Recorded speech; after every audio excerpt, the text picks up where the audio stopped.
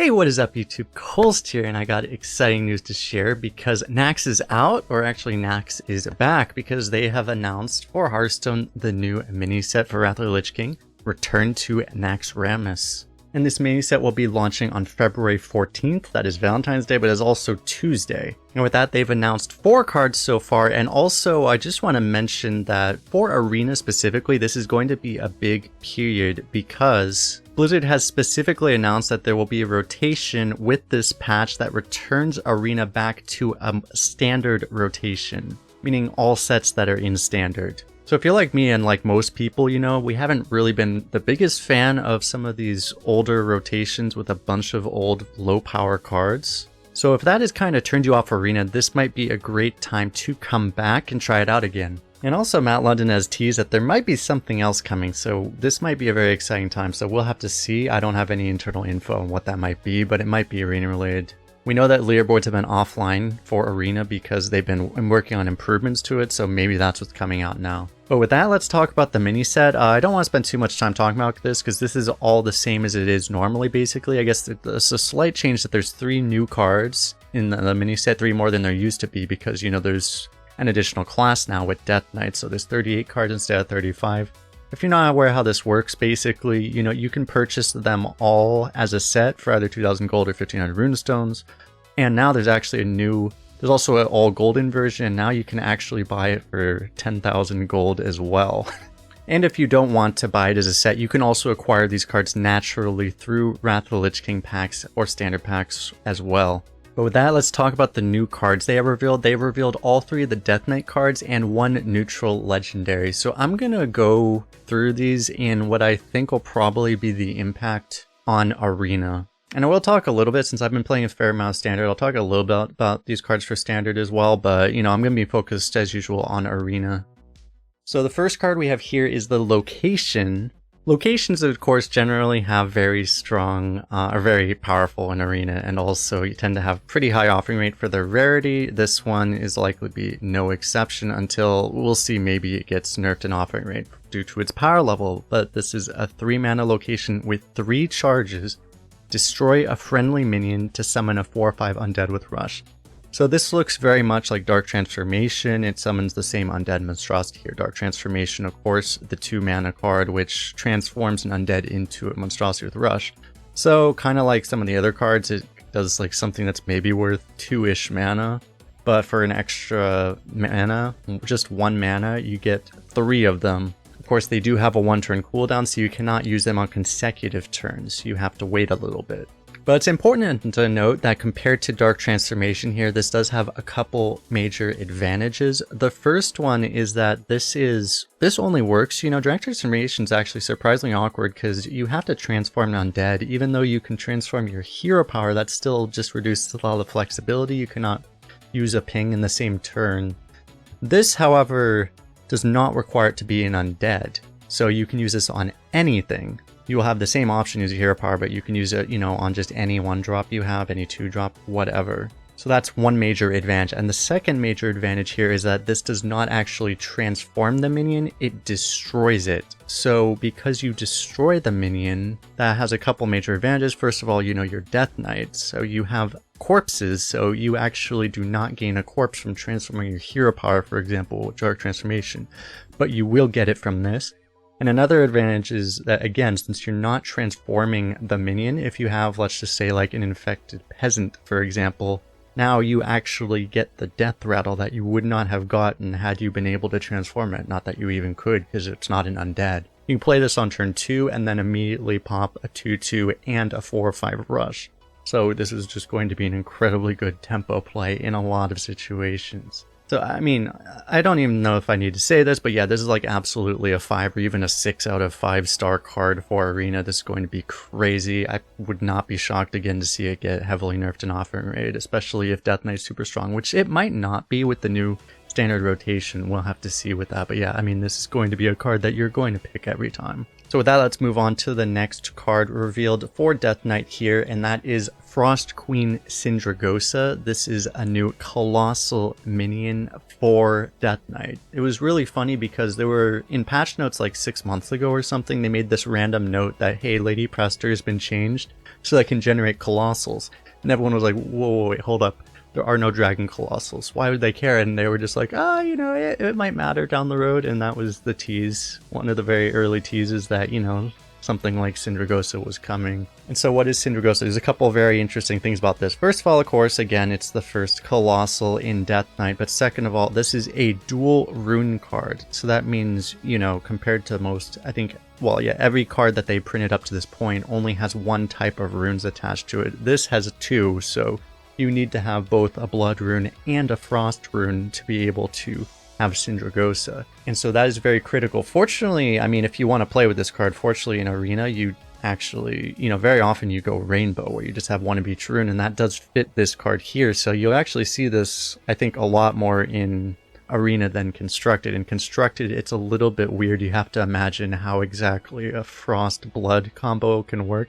I'm skeptical that it can right now, but you never know in the future, right? It might work. But in Arena, you'll probably be seeing this a lot for a couple reasons beyond that, which I'll talk about in a bit. But let's talk about what this card does. It is a 7 mana 6/6 Colossal +2. After an enemy minion is frozen, destroy it. And what are the Colossal limbs? If you're not familiar with Colossal, anytime you play a Colossal or even summon a Colossal, it doesn't have to be played from hand to get this. You get the additional bodies. And the appendages each are Sindragosa's Wings, which are 1 mana 2/1s with Rush that freeze any character damaged by this minion. Both the main body and the appendages, by the way, are undead and dragons, which is going to be very critical. So, you know, combining these two things together, that means that basically each one of these wings is a, I guess not an assassinate, but you can imagine it's a poison rush, right? It doesn't work through Divine Shield, but it will kill anything that it's able to damage. So I mean, especially as far as Arena is concerned, this is just a hell of a lot of impact.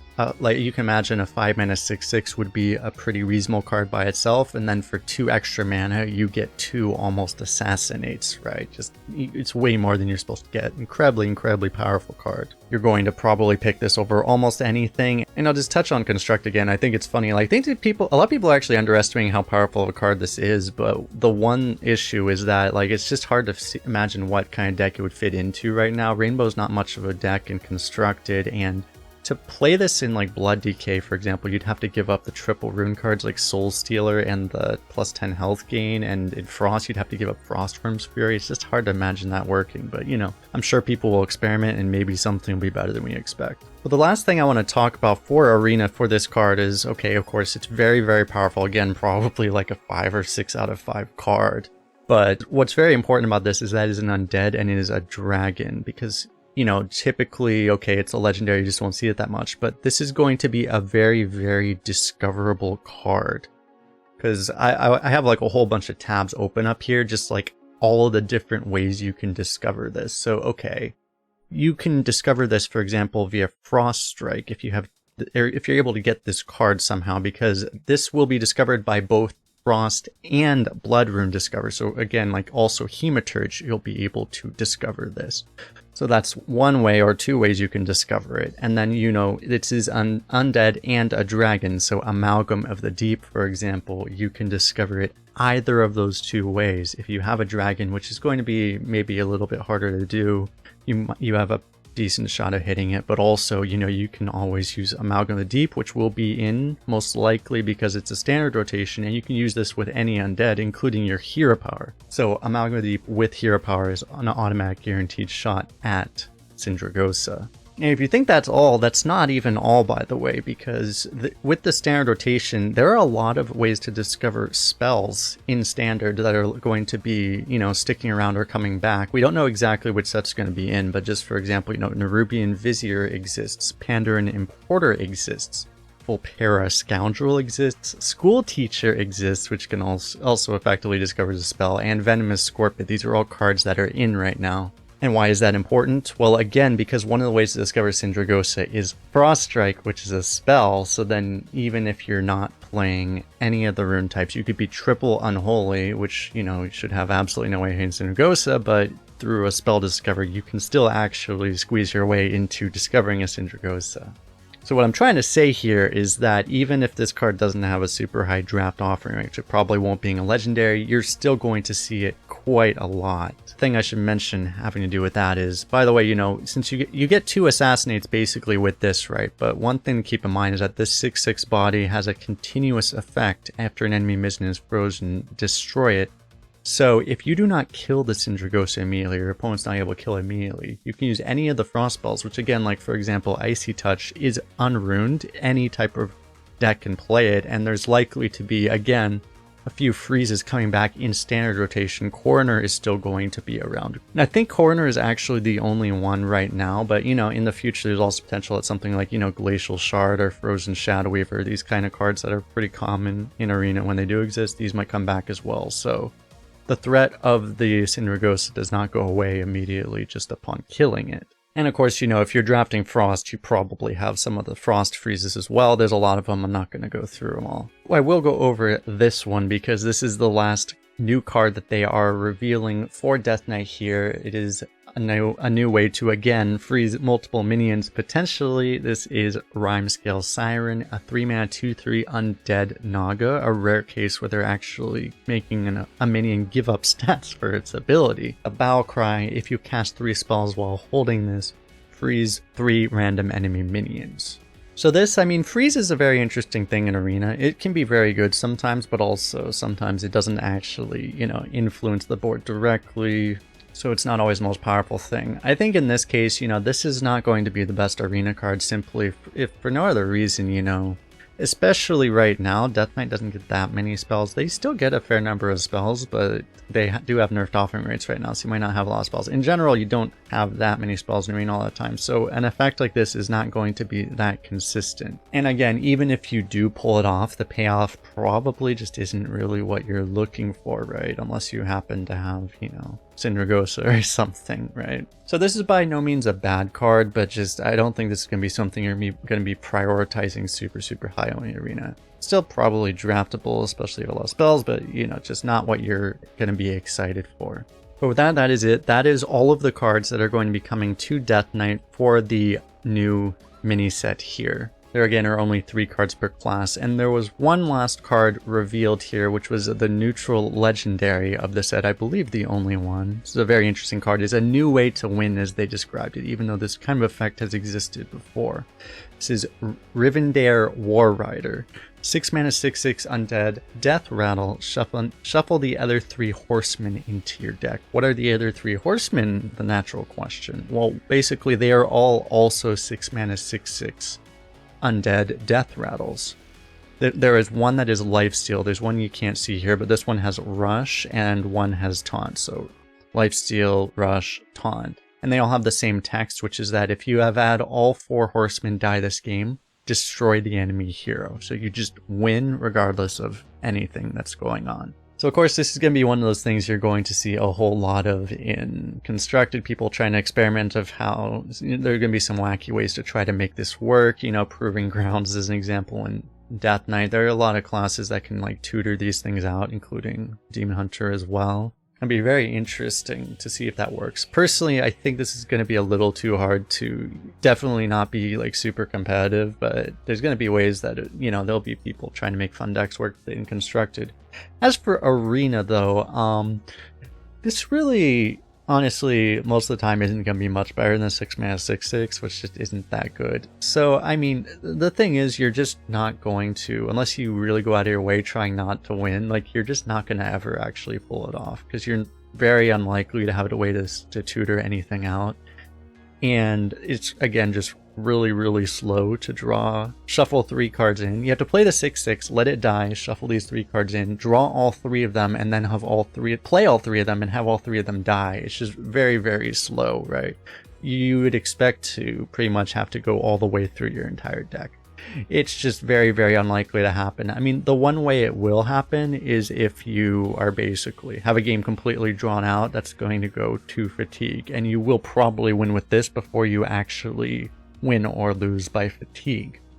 So that is an advantage, right? You won't lose fatigue having this. But how often does that happen? Not very often. Realistically, though, you know, even if the game was getting to that point, shuffling in the 6/6s is actually probably going to help you on value enough to win anyway, so you'll probably win naturally before you even finish them off with this effect, if you even get to that point in the game. So really, you know, you're just not going to see a lot of this. Maybe you randomly generate it, you get off an Undead Discover, I guess, but you know, you're just not going to prioritize this super high because there are just better cards. Of course, if you just want to try to pull it off for fun, there's always going to be that. One thing I do want to mention, though, is that, you know, there are potentials that you could happen to get ways to tutor this stuff. One thing that is not going to be in right now, because card is not currently in standard, but I think it's in the game right now, actually, is Countess Ashmore. Because this conveniently draws a Rush, Lifesteal, and Death Rattle card from your deck. Maybe with the core set rotation, they might bring this card back so that this whole thing might actually be a little bit more likely to work. But, you know, who knows? We don't have any information on if they're doing that or not. They haven't done any tease or anything either, and I know nothing about this kind of stuff. But just saying, like, you never know, maybe it happens. And there's always a chance, again, not with this rotation, because it's going to be standard, but maybe in some future time they just happen to have these two cards in the same wild rotation together. So who knows, maybe it will happen. Thanks a lot for watching. If you made it this far in the video, if you haven't, make sure to hit the subscribe button. I'm going to be able to put out a lot of more consistent content than I have been recently due to I had a lot of time free up in my schedule. But I'm looking forward to being able to do that. So, and this should be a very exciting time for Arena. Let me know in the comment section, by the way, what things you're hoping are coming and all of that stuff, because I think it'll be very cool. And let's talk about the reveal schedules, because I should be able to make it daily uploads for these. Now they will be revealing all of the cards over the next few days. Today, it's just in a few hours as I'm recording this video, the neutral cards are coming in Hunter and Priest. So those will be the next video I make. Paladin, Warrior, Mage are coming the day after that, with Demon Hunter as well, and then the day after that will be Shaman, Rogue, Druid, and Warlock. And those reveals are on Sunday, so everything should be revealed by Sunday, and then I'll probably have some other kind of videos talking about, you know, more theory crafting. Maybe I'll talk about which classes I think would be the good classes on launch. Go with that. But yeah, thanks a lot. We'll see you guys in the next one.